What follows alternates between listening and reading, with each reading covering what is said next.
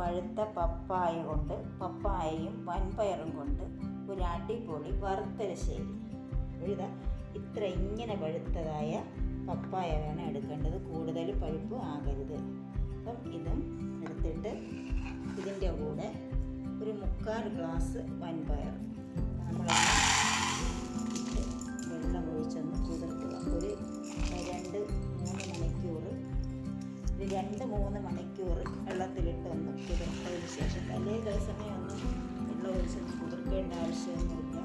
ഒരു 2-3 മണിക്കൂറൊക്കെ മതി. കുതിർത്തതിന് ശേഷം ഈ വൻപയറും ഈ ലൈറ്റായിട്ട് പഴുത്ത പപ്പായയും കൊണ്ട് ഒരു അടിപൊളി എരിശ്ശേരി എങ്ങനെ ഉണ്ടാക്കാമെന്ന് നോക്കാം. 2 മണിക്കൂർ ഈ വൻപയർ കുതിർത്തതിന് ശേഷം 2 മണിക്കൂർ കുതിർത്തെടുത്തിട്ടുണ്ട്. ഇനി ഇതിനെ കുക്കറിലോട്ടിട്ട് വേവിക്കുന്നതാണ്. കുക്കർ എടുക്കുക.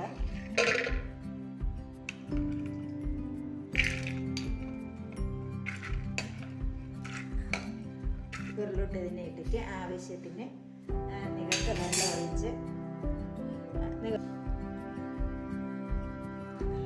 ഈ വൻപയറിനെ ഇത് കുക്കറിലോട്ട് മാറ്റുക. കുക്കറിലോട്ട് മാറ്റിയതിന് ശേഷം നിങ്ങൾക്ക് വെള്ളം ഒഴിച്ച് ഇച്ചിരി ഉപ്പും കൂടിയിട്ട്, ഈ കുതിർക്കാൻ വച്ചിരുന്ന വെള്ളമാണ്, ഇച്ചിരി വെള്ളം മതി. ഇത് വേകാനായിട്ടുള്ള വെള്ളം ഒഴിച്ചതിന് ശേഷം അതിൽ ഇച്ചിരി ഉപ്പ് ചേർത്ത് കൊടുക്കുക. ഇച്ചിരി ഒരു പിഞ്ച് മഞ്ഞൾപ്പൊടിയും കൂടി ചേർത്ത് ഇത്രയും വെള്ളം ഒഴിച്ചതിന് ശേഷം മഞ്ഞൾപ്പൊടിയും കൂടി ചേർത്തിട്ട് കുക്കർ അടച്ച് 3-4 സീറ്റ് വേഗം അനുസരിച്ച് നിങ്ങളുടെ കുക്കറിൽ എങ്ങനെയാണ് പെട്ടെന്ന് വെന്തുവരിക്കും അതനുസരിച്ച് വേഗം ഒരു ഭാഗം 2-3 സീറ്റ്, മാക്സിമം 4 സീറ്റ് കേട്ട് ഓഫ് ചെയ്യണം. നമ്മുടെ വൻപയർ കുക്കറിലിട്ട് വേവിച്ചത് നല്ലപോലെ വെന്തിട്ടുണ്ടാവും. നമുക്കതൊന്ന് നോക്കാം. എന്നിട്ട് ഇതിനെ ഒന്ന് ലൈറ്റായിട്ട് ഉടച്ചു കൊടുക്കണം. വെന്ത് ഇങ്ങനെ ഒന്ന് ലൈറ്റായിട്ട് ഒന്ന് ഉടച്ചു കൊടുക്കുക. അതാണ് ഇങ്ങനെ ഉടയ്ക്കുമ്പം പപ്പായയുടെ കൂടെ ചേർന്ന് നല്ലപോലെ വേകുമ്പോഴാണ് ടേസ്റ്റ് വരണത്. ഒന്ന് ലൈറ്റായിട്ട് ഒന്ന് ഉടച്ചു കൊടുക്കുക. അത്രയും മാത്രം മതി. ഇവിടെ ഒരു പായസ പരുവത്തിനൊന്നും ഉടയ്ക്കേണ്ട ആവശ്യമില്ല.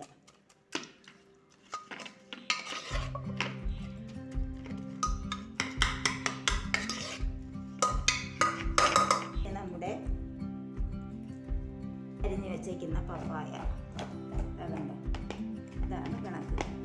ഇതെന്ന് പറയുമ്പോൾ കൂടുതൽ പഴുത്തിട്ടൊന്നുമില്ല. ഇതാ നല്ല കട്ടിക്കിരിപ്പുണ്ട്.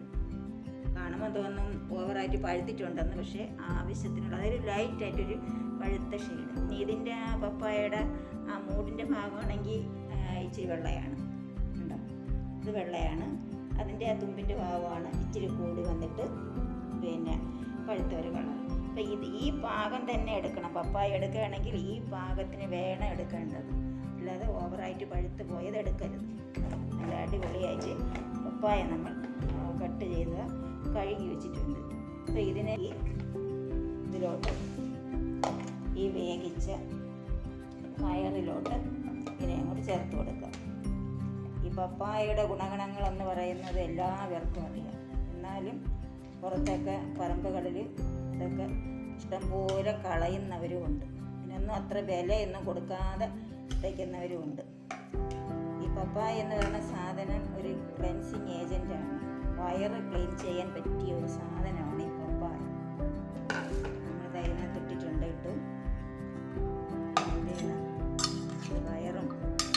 പയറും ഈ പപ്പായയും കൂടെയൊക്കെ ആയിട്ടൊന്ന് നല്ലപോലെ ഒന്ന് മിക്സ് ചെയ്യുക.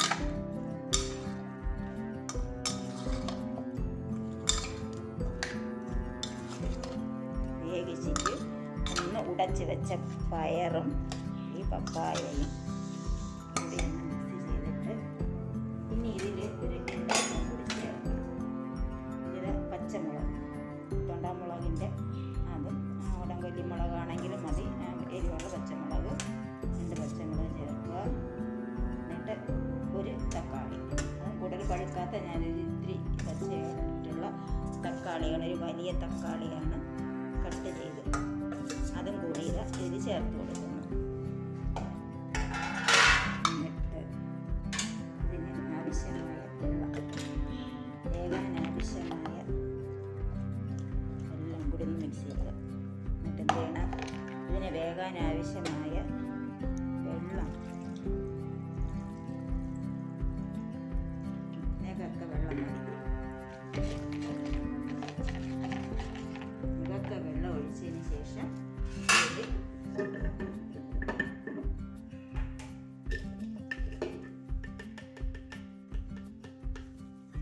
ഒരു 1/2 ടീസ്പൂൺ ഉപ്പ്, അത് പാകത്തിന് ഇതിൻ്റെ ഈ പപ്പായയ്ക്ക് വേണ്ട ഉപ്പ്.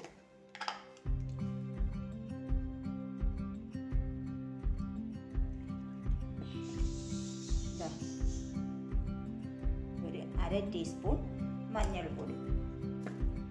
എന്നിട്ട് വീണ്ടും ഇതിനെ നല്ലപോലെ നല്ലപോലെ മിക്സ് ചെയ്യുക. ഇതൊക്കെ വെള്ളം മാത്രം ഒഴിക്കുക, കൂടുതലൊന്നും ഒഴിക്കണ്ട. ഇത് വീണ്ടും നല്ലപോലെ ഒന്ന് മിക്സ് ചെയ്തതിന് ശേഷം വീണ്ടും കുക്കർ അടച്ച് വെച്ച് ഒരു സിറ്റി കേൾക്കുക. ഓക്കെ, മിക്സിയുടെ ജാറിൽ ഒരു ബൗൾ, ഒരു ചെറിയൊരു ബൗൾ, ഒരു പിടി തേങ്ങ, ഇതിനാവശ്യമായ തേങ്ങ ഇതിൽ അരയ്ക്കാൻ വേണ്ടിയിട്ട് ഇട്ട് കൊടുത്തിട്ടുണ്ട്. ഇനി ഇതിൻ്റെ കൂടെ ഒരു 4-5 ചെറിയ ഉള്ളിയും ഒരു ടീസ്പൂൺ ജീരകവും കൂടി ചേർത്ത് ഒന്ന് അരയ്ക്കണം.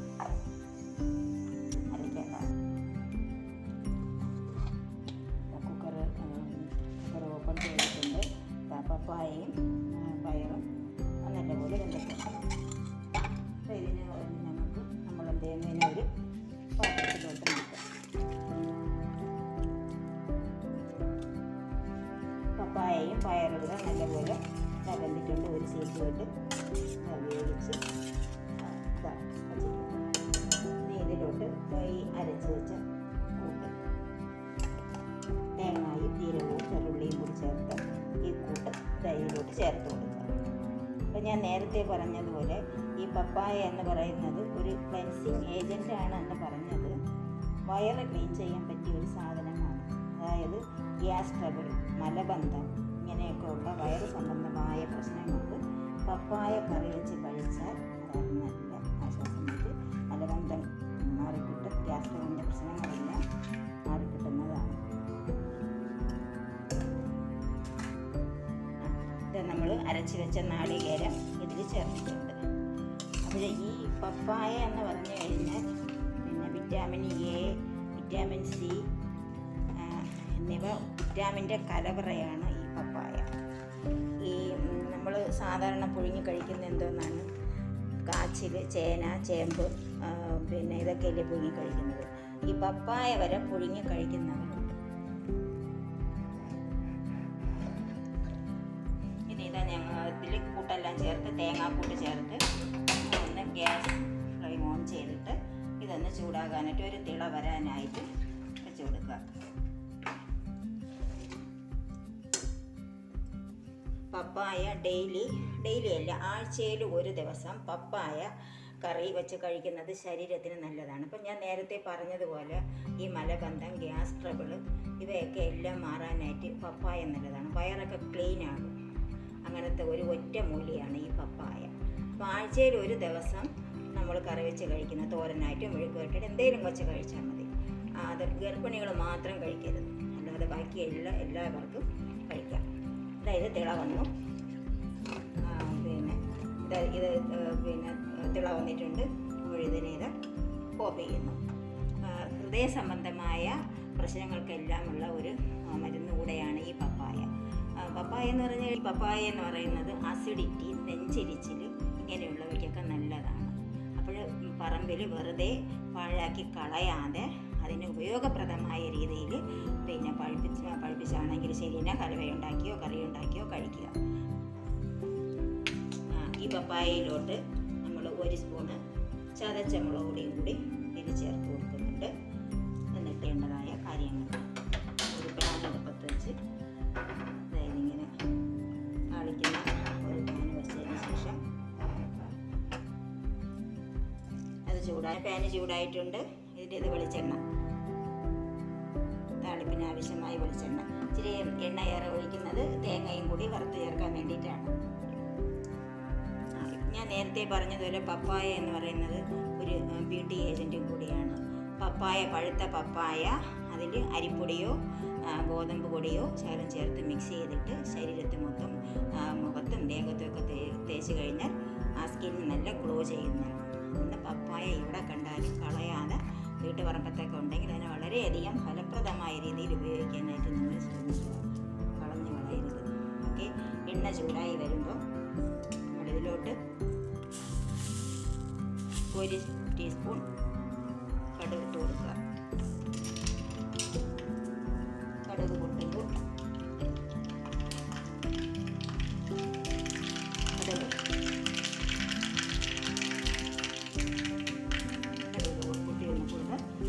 മുളക് ഇട്ട് കൊടുക്കുക. കറിയിലേക്ക് ഇടുക. എന്നിട്ട് ഉള്ളി, ചെറിയ ഉള്ളി, കുറച്ച് ചെറിയ ഉള്ളി വെച്ചത് കൂടി ചേർത്ത്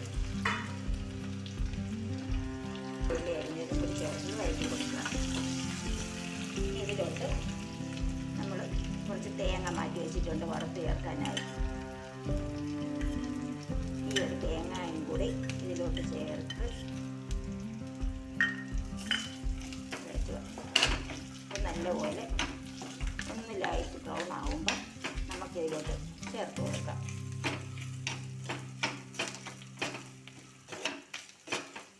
നല്ലപോലെ ഇളക്കി കൊടുക്കാം. ഈ പപ്പായ എന്ന് പറയുന്നത് അസ്ഥിക്കും നല്ലതാണ്, ബോൺസിനൊക്കെ നല്ലതാണ്. അതുകൊണ്ട് പച്ച പപ്പായ മസ്റ്റായിട്ട് ആഴ്ചയിൽ ഒരു ദിവസം നിങ്ങൾ കഴിക്കുന്ന ഭക്ഷണത്തിൽ ഉൾപ്പെടുത്തുക. തോരനായിട്ട് ഏതെങ്കിലും രീതിയിൽ കറി വെച്ച് കഴിക്കാനായിട്ട് ശ്രമിക്കുക. ഇത് നമ്മുടെ ഒരു ഓവറോൾ ശരീരത്തിന് മൊത്തം ടോട്ടലി നല്ലതാണ്. തേങ്ങയും ഉള്ളിയും ചെറിയ ഉള്ളിയൊക്കെ എല്ലാം മൂത്തിട്ടുണ്ട്. ഇനി നമുക്കിതിനെ ഇതിലോട്ട് അടിപൊളി അങ്ങനെ പപ്പായ എലിശ്ശേരി, വറുത്തരശ്ശേരി റെഡി ആയിട്ടുണ്ട്. നിങ്ങളിത് ട്രൈ ചെയ്ത് നോക്കുക, തീർച്ചയായും ഇഷ്ടപ്പെടും. ഇതിൻ്റെ കൂടെ ഒരു പപ്പായ കൊണ്ടുള്ള ഒരു ബ്യൂട്ടി ടിപ്സ് പറയുന്നത്, പഴുത്ത പപ്പായ മിക്സിയുടെ ജാറിലിട്ട് നല്ലതുപോലെ അരച്ചതിന് ശേഷം അതിൽ കുറച്ച് അരിപ്പൊടിയോ ഗോതമ്പ് പൊടിയോ ചേർത്ത് മുഖത്തും ശരീരത്തിലൊക്കെ തേച്ച് കഴിഞ്ഞാൽ സ്കിൻ നല്ല ഗ്ലോ ചെയ്യുന്നതാണ്. അപ്പോൾ നല്ല വറുത്തരശ്ശേരി ഇത് അവിടെ